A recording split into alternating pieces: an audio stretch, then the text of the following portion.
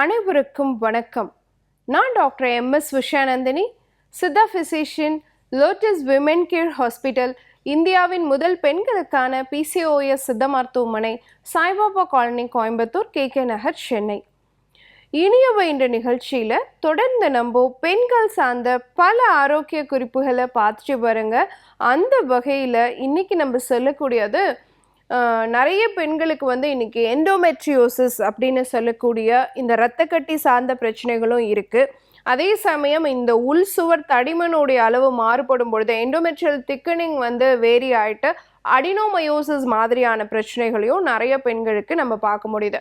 So இந்த adenomyosis, endometriosis இது ரெண்டுக்குமான வித்தியாசம் என்ன, இதற்கான குறிகுணங்கள் என்ன, அதற்கான உணவு முறை மாற்றங்கள் என்ன அப்படிங்கிறத பற்றி தான் இன்றைக்கி நம்ம பார்க்க போகிறோம்.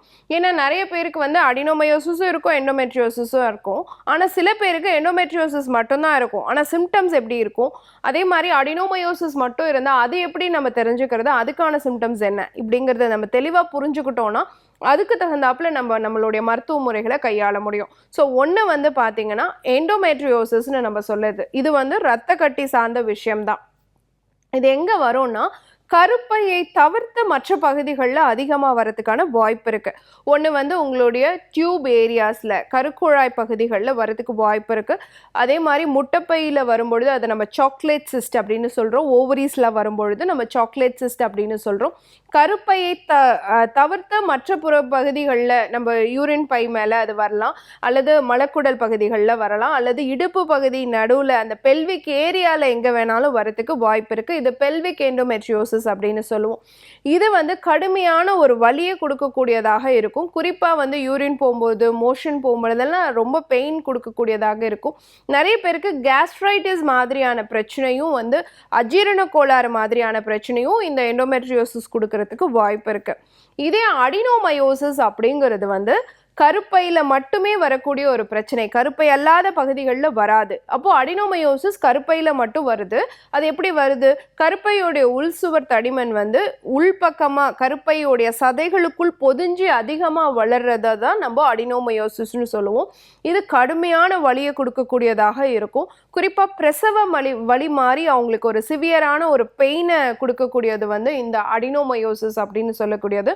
இது கருப்பை வீக்கத்தையும் கொடுக்கக்கூடியதாக இருக்கும். பல்கி யூட்ரஸ் அப்படின்னு நம்ம சொல்கிறோம். ஸோ இதுவும் கொடுக்கக்கூடியதாக இருக்கிறது இந்த அடினோமயோசிஸ் அப்படிங்கிற பிரச்சனை. கிட்டத்தட்ட ரெண்டுமே உருவாகிறதுக்கான காரணம் ஹார்மோனல் இம்பேலன்ஸ் தான்.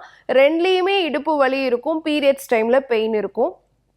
இந்த ரெண்டு பிரச்சனையிலையுமே சிம்டம்ஸ்ன்னு பார்த்தோன்னா இடுப்பு வலி, தொடவலி, கால் வலி, அடிவயிற்று பகுதிகளில் வலி, பீரியட்ஸ் டைமில் சிவியரான ஒரு பெயின், இது எல்லாமே நம்ம பார்க்க முடியும். ஆனால் அடினோமயோசிஸில் அதிகமான உதிரப்போக்கு இருக்கும். ஆனால் எண்டோமெட்ரியோசிஸில் அந்த அளவுக்கு உதிரப்போக்கு இருக்காது.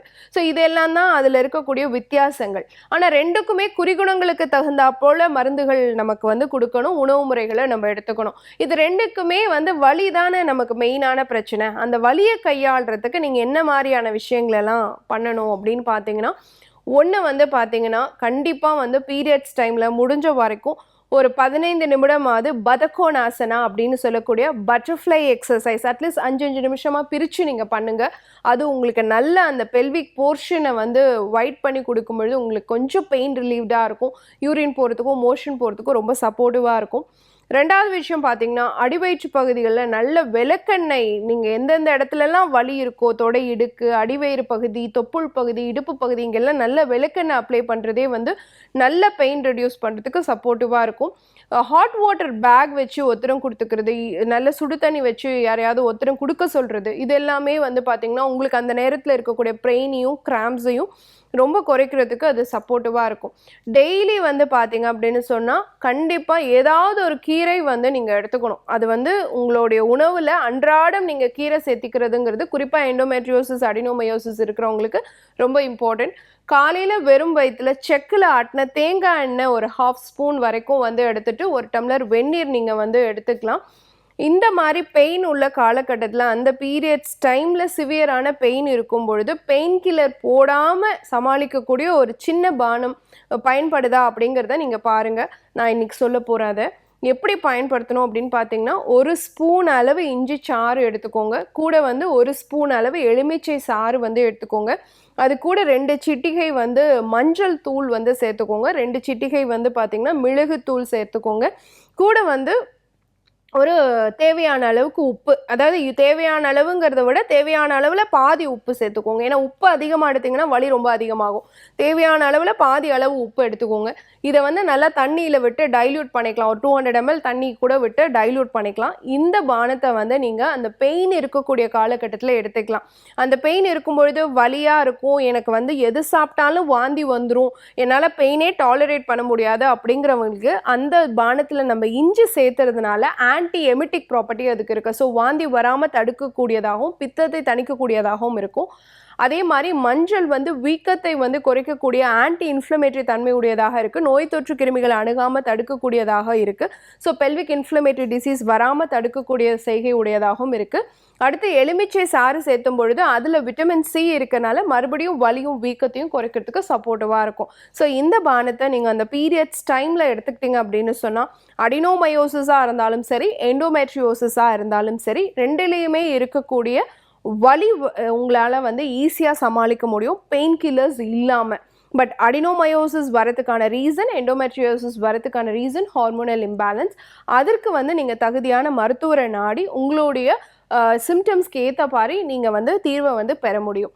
பயன்படுத்தி பாருங்க. இதே மாதிரி இன்னொரு ஆரோக்கிய குறிப்போட நான் உங்களை சந்திக்கிறேன். இயற்கையோடு இணைவோம், ஆரோக்கியமாக இருப்போம், ஆனந்தமாக வாழ்வோம். நன்றி, வணக்கம்.